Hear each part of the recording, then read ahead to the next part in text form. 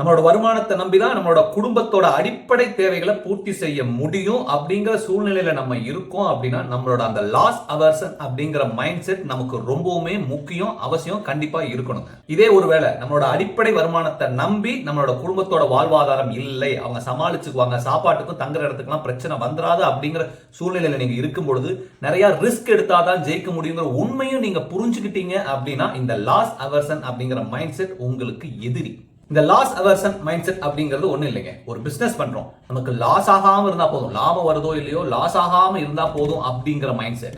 ஒரு விளையாட்டு விளையாடுறோம், ஒரு கேம் ஆடுறோம், ஒரு கிரிக்கெட் ஒரு பிளேயர் விளையாண்டுட்டு இருக்காரு, அந்த கேப்டன் முடிவு பண்ணிடுறாரு இந்த மேட்ச்ல ஜெயிக்கிறமோ இல்லையோ தோக்காம இருந்தா போதும் அப்படிங்கிற மைண்ட் செட்ல விளையாடுறது. இந்த மாதிரி ஜெயிக்காட்டியும் பரவாயில்ல, லாபம் வராட்டியும் பரவாயில்ல, தோக்க கூடாது, நஷ்டம் வரக்கூடாதுங்கிற மைண்ட் செட் நம்மளுக்கு என்னைக்கும் ஹெல்ப்ஃபுல்லாவே இருக்காதுங்க வெற்றி அடைவதற்கு.